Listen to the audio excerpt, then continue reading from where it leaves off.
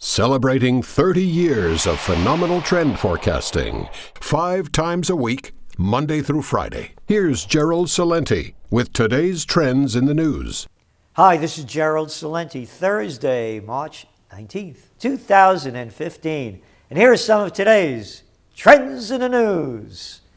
Well, of course, the big trend was yesterday's trend. That's now gone into today's trend. And that was the old trend, the central banks in control. Remember your top trend for 2015? One of them, bankism. Needed no more proof of it than yesterday. So, yesterday those markets shot up from being down 150 to well over 220. And today, what happened? Well, it's another day. The markets are down over 100. And, hey, remember what happened to oil yesterday?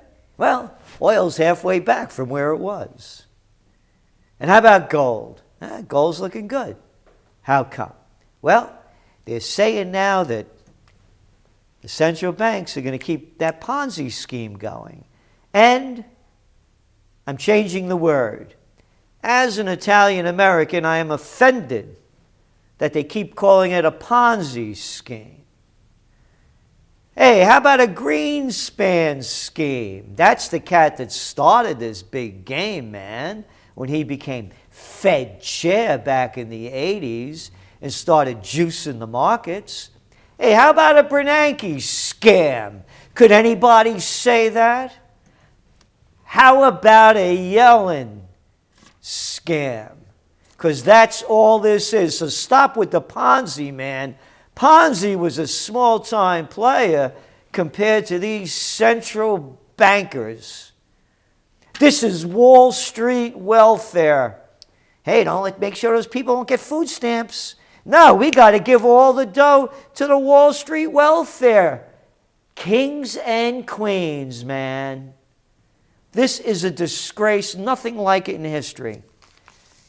Here's some numbers that haven't been reported very widely.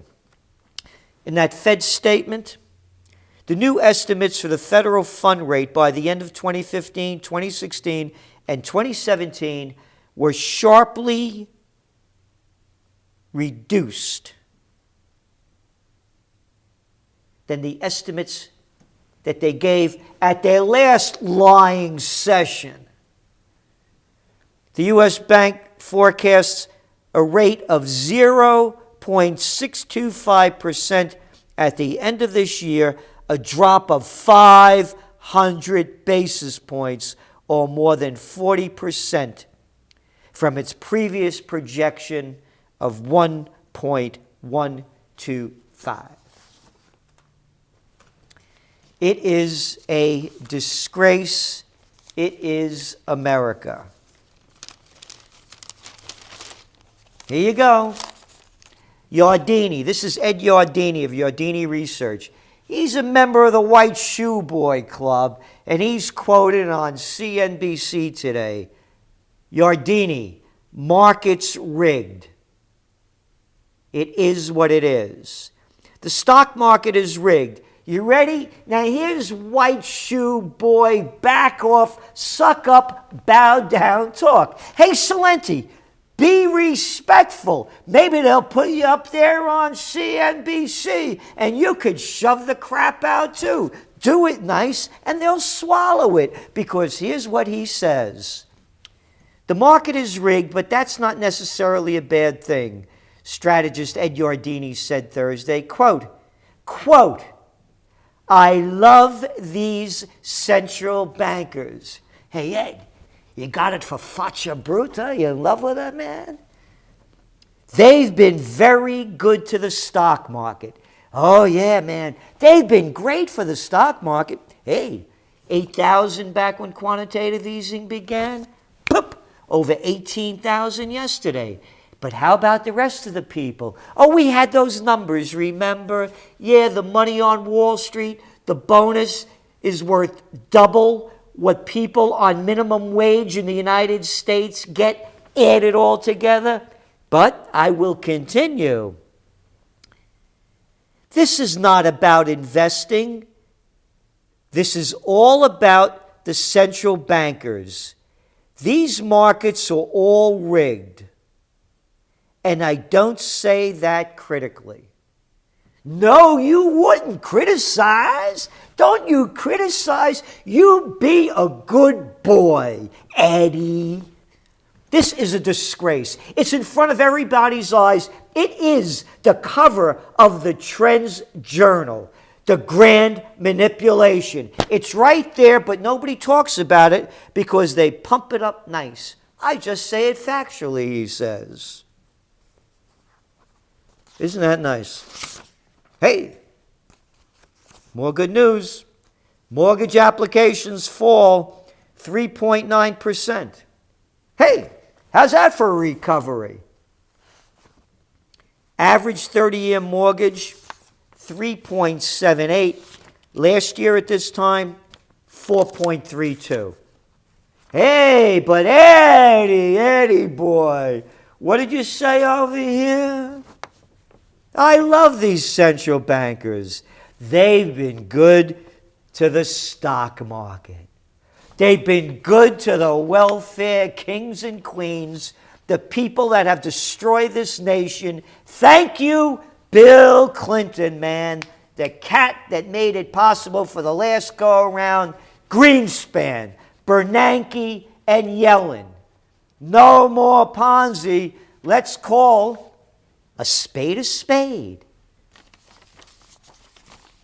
And what else do we have here today? Trouble in Frankfurt. That's right. Whew!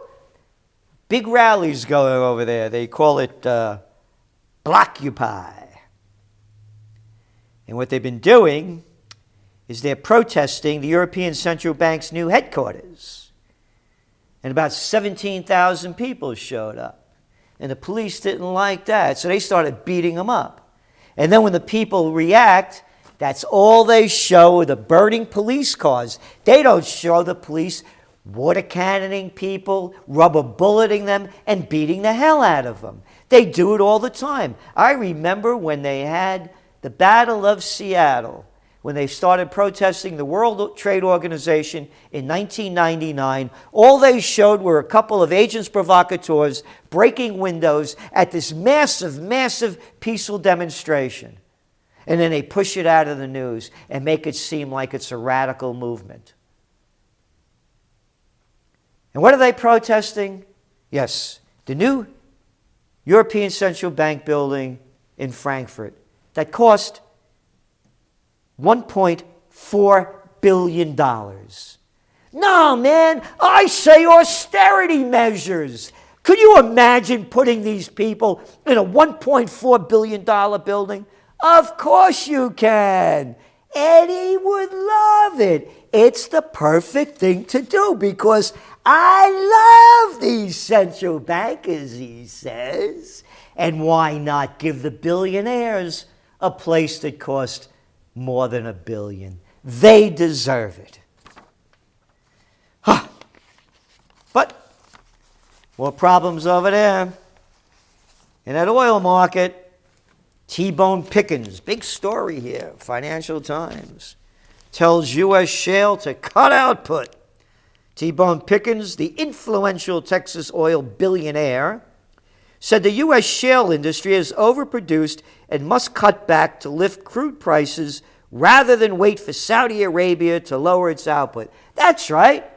Make the prices go up so Tbone can get more billions and it'll cost us more money. Great advice, Tbone. Brent below $55. Kuwait comments refocus on oversupply. Brent crude fell back below $55 a barrel after Kuwait said OPEC had no choice but to keep production steady. Hey, Tbone, you should have told the Kuwaitis and the Saudis. They're going against you. They're going to keep producing, everybody is, because they need the dough. And the economy, as we're seeing by the housing sales, by the retail sales, by all the sales, everything's slowing down. One of our top trends, price wars. Oil giants abandon shale plays outside the U.S. Wall Street Journal. After spending more than 5 years and billions of dollars trying to recreate the U.S. shale boom overseas, some of the world's biggest oil companies are starting to give up amid worldwide collapse in crude prices. Chevron, Exxon, Royal Dutch Shell. On and on. Chevron halted its last European fracking operation in February when it pulled out of Romania. Shell said it's cutting worldwide shale spending by 30% in places including Turkey, Ukraine, Argentina. Ukraine? Hey. You remember, brought to you by Chevron and ExxonMobil, Victoria Nuland? Now you're not going to frack anymore? And some other news on the a lot of financial stuff going on. Swedish Krona weakens sharply after surprise rate cut. Sweden cut its main policy rate deeper into negative territory as the central bank underlined its desire to weaken its currency in the midst of what economists have called a global currency war. Oh, they called it that. We only call that it was going to happen 2 years ago, so we could call it a currency war too. They cut its repo or repurchase rate from minus 0.1% to minus 0.25% yesterday, and increased its quantitative easing program. It's all one big scam, man. That's all this is. Hey, but I love those central bankers if I'm a big gambler on Wall Street. No one has ever seen anything like this in the history of the world. Target says it will raise wages too. Oh yeah, fat times for those people. They're going to pay $9 an hour. Wow, yeah, great, that'll make you rich. It's a global takeover. It's a concentration of wealth assets in the hands of a very few.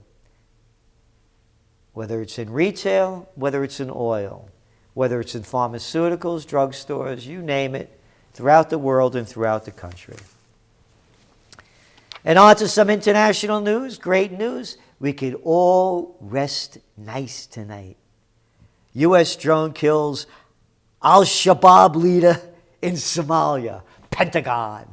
Yeah, we got another one of them people who the U.S. believes was overseeing operations that target U.S. persons and other Western interests. Yeah, murder. Murder. Hey, the fish rots from the head down. You know all these cops that are blowing people away? I wonder how many of them come from the military that are whacked out on these psychotropic drugs, suffering from post-traumatic stress syndrome, shot up with steroids, because here's another cop gone wild.